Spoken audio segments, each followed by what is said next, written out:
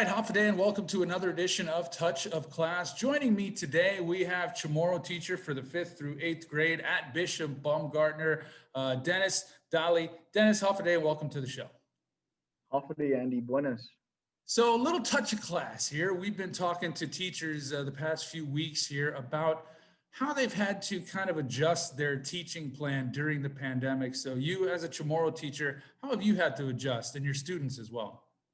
I went from being able to demonstrate lessons I teach relating to Chamorro chants, dances, and art in person to now having to find material and videos to kind of relate that message or the lesson, the instruction. I used to, in the beginning of this distance learning, demonstrate it myself via the camera, but sometimes, there's not enough room in my house to move around to show the chant, or even the audio gets distorted. So pronunciation of words, especially teaching language online, dependent upon Wi-Fi on both ends from the recipient and myself being the instructor. It really varies as to the quality or content or the quality of the content that I'm teaching. Yeah, and we're all learning this as we go. You teachers, the students as well, and one of the best ways to teach is that hands-on, that person-to-person contact, that face-to-face. So you've obviously challenged by not having that, but what are some of the other challenges that you've faced?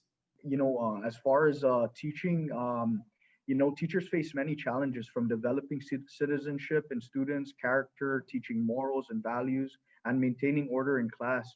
But to ensure, effective learning and understanding of the material that we're teaching, but these challenges are not new to us. Overall, though, the fact that we must do these things via transmitting it to students, dependent upon the internet capabilities and distorted audio, and worst of all, competing for the attention of students via a computer is a constant strain.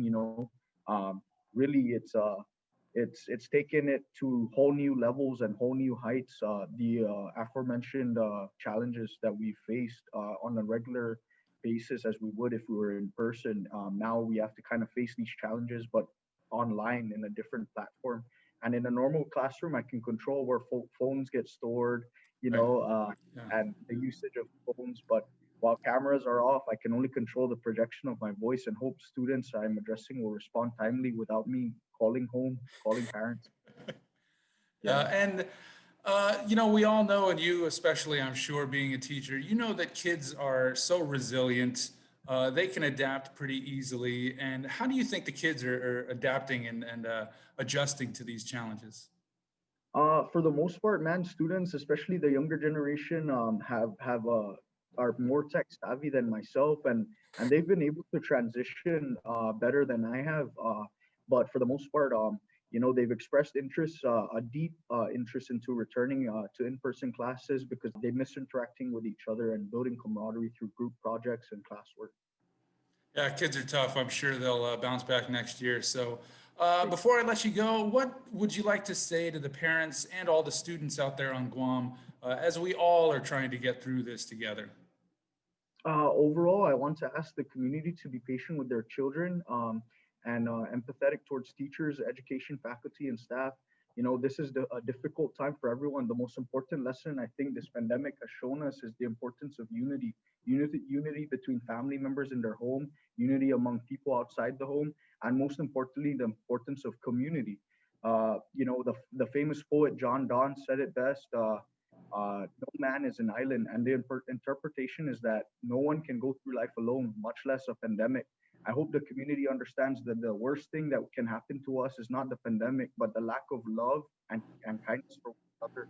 We need to be empathetic, and if I may, I'd like to close with this verse from the Bible, Matthew 22, chapter 22, verse 36 through 40.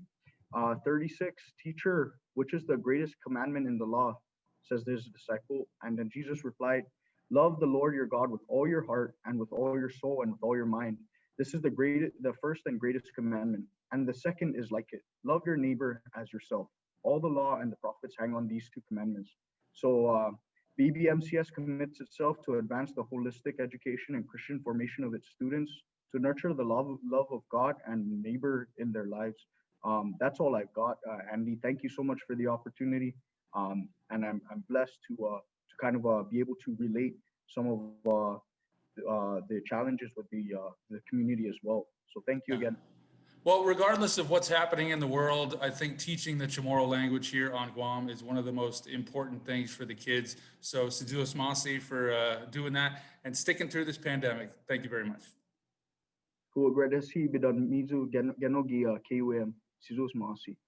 Sizus Abin Indesi Toru Amzu.